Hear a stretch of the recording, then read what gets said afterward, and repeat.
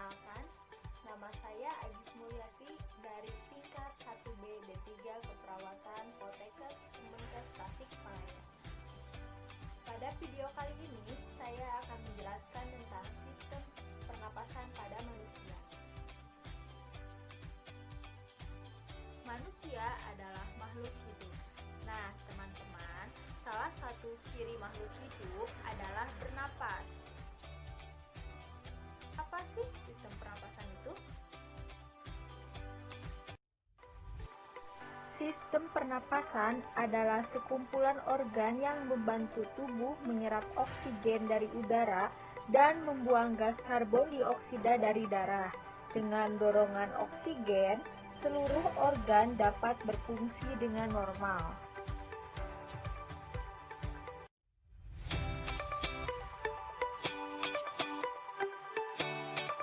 Organ-organ sistem pernapasan manusia yaitu rongga hidung, faring, tenggorokan, bronkus, dan paru-paru.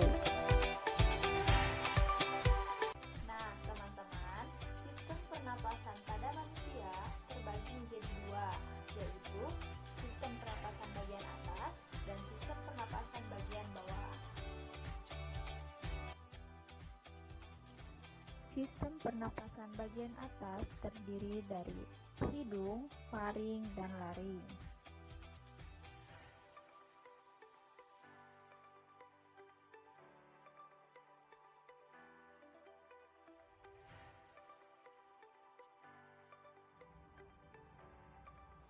Sedangkan sistem pernapasan bawah terdiri dari trakea, bronkus, dan paru-paru.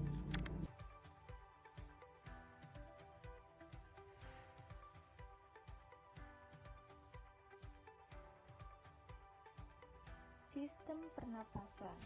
Sistem pernapasan diawali dengan rongga hidung, di mana organ hidung itu pertama kalinya udara masuk dari luar ke dalam tubuh. Nah, rongga hidung ini terdiri dari lubang hidung dan rongga hidung. Di dalam rongga hidung terdapat bulu hidung dan selaput lendir. Nah, bulu hidung ini berfungsi menyaring udara agar kotoran tidak masuk ke dalam saluran pernapasan.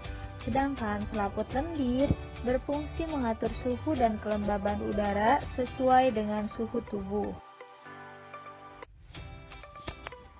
Kemudian masuk ke faring. Faring ini merupakan persimpangan antara saluran tenggorokan dengan kerongkongan.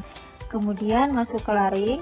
Kemudian masuk ke trakea. Trakea ini merupakan saluran seperti pipa yang tersusun atas tulang rawan berbentuk cincin. Kemudian masuk ke bronkus. Bronkus merupakan percabangan dari trakea yang menuju paru-paru. Bronkus ini terbagi menjadi dua, yaitu bronkus kanan dan bronkus kiri. Nah, bronkiolus merupakan cabang dari bronkus. Dan yang terakhir adalah alveolus. Alveolus merupakan ujung dari bronkus yang berfungsi sebagai tempat pertukaran oksigen dan karbon dioksida.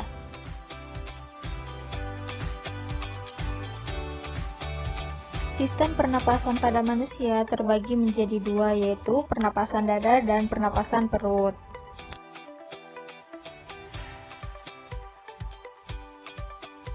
Pernapasan pada dada terbagi menjadi dua fase, yaitu fase inspirasi atau proses menghirup udara dan fase ekspirasi atau proses menghembuskan udara.